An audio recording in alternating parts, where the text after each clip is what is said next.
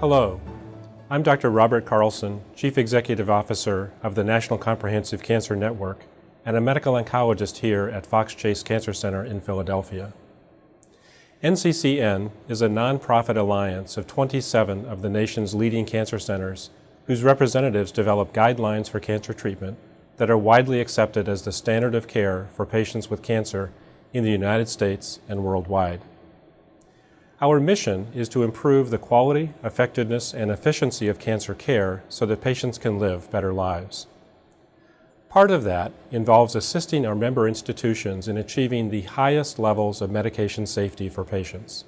Several years ago, while working as an oncologist at another institution, a patient was transferred to my care following a medical error at another hospital. He was a 21-year-old patient with lymphoma who lost his life after the improper administration of a chemotherapy agent called Vincristine. Vincristine is mainly used in patients with leukemia or lymphoma that should be given intravenously or directly into the vein in a patient's arm. There are other drugs commonly administered to the same patients receiving Vincristine that are given intrathecally, which means they are injected into a patient's spinal fluid with a syringe. If Vincristine is administered into the spinal fluid in error, as happened in this case, this mistake is uniformly fatal. My memory of this young man and his family has stayed with me, and when I arrived at NCCN, I challenged our member institutions to change their practices so this completely avoidable error would never happen again. Since 2014, the NCCN Best Practices Committee, which is dedicated to improving operations at the 27 member centers, has been working to shed light on this important patient safety issue. Although this error is rare, reports claim that 125 lives have been lost, and one more is one too many. It is devastating to patients and their families. It's also completely preventable when the right precautions are taken. That's why the NCCN Best Practices Committee has issued guidelines advising healthcare providers to always dilute Vincristine in a mini IV drip bag to ensure the correct dose is given and to prevent it from being administered into the spine.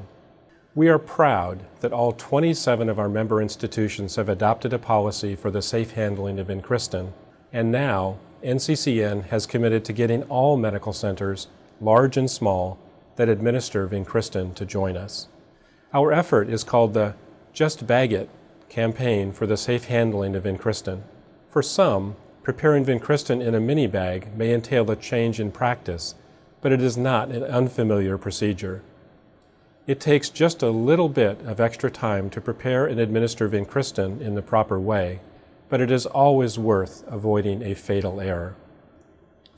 It's a small effort, like wearing a seatbelt, that makes a big difference.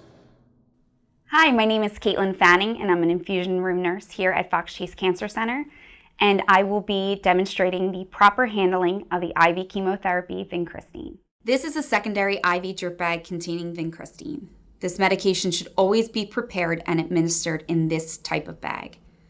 As you can see, it is clearly labeled with warnings to alert the nurse to administer this drug by IV only.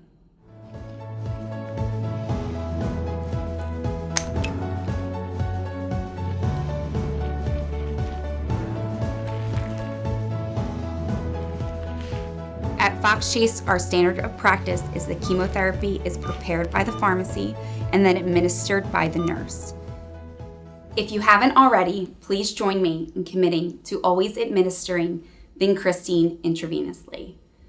It may be different, but it's not difficult, and it saves lives. Together, we can ensure the highest level of safety for patients with cancer. Please join us in adopting a policy for the safe handling of Vincristine.